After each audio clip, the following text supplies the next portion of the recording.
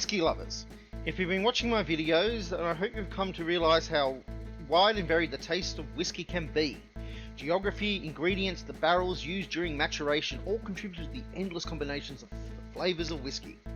So I thought we'd talk about some of the geographical descriptors that you'll see on the shelves of the local bottle-o. Let's start with my favourite, Scotch. Scotch is legally required to be made in Scotland.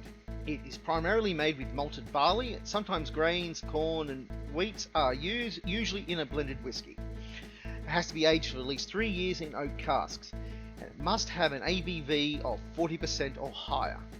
One of the characteristics people assign to Scotch is the peat or smoky taste, which, funny enough, can actually be quite light or even absent from many Scotches, particularly those from Speyside. That peaty taste comes from the very early in the distillation process where the malt is dried over burning peat. Even the sweetest Scotch from the Speyside region will always have a heavier taste than any bourbon.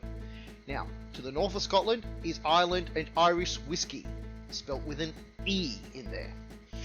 Like Scotch, Irish whiskey is primarily made from malted barley, but they will also use grains, corn, wheat and other grains, and usually in a blend. It's not as sweet as bourbon, but it lacks the peatiness or smokiness of Scotch, and this is because the Irish use a closed kiln heated by coal or gas to dry their malt, and that leaves behind only the taste of the barley. It also requires an ABV of 40%. Now let's go across the pond, if you will, to the Americas. And in the United States we have bourbon whiskey, also spelt with an E. Those Irish are bad influences. Now, bourbon must be made from 51% corn, and this makes it a much sweeter than traditional whiskies. No other additives can be used except for water, and it must be aged in charred new oak barrels for a minimum of 2 years, and also requires about 40% ABV. The charred oaks will imbue a slight smoky flavour to the bourbon, but it is nowhere near as intense as peat from Scotch.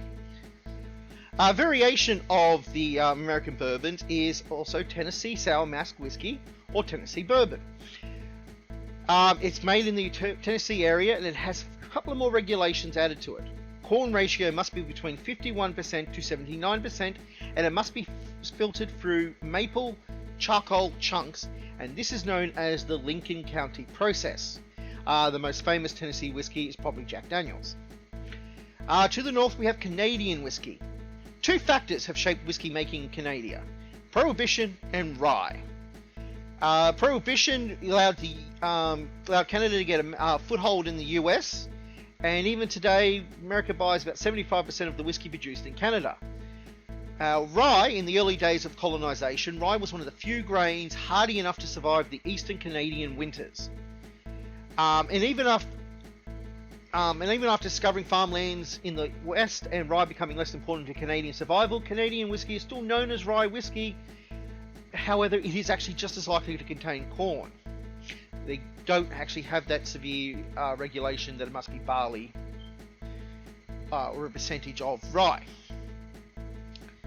Now, to qualify as Canadian whiskey, it must be mashed, distilled and aged in Canada, and it must be aged in small wood casks for a minimum of 3 years. They can add caramel and flavouring, and one of the weirdest regulations is that it must smell and taste like a Canadian whiskey. I don't know who sets that standard, but that's one of the regulations. Canadian whiskey is a lighter and sweeter dram with a bit of spice from the rye.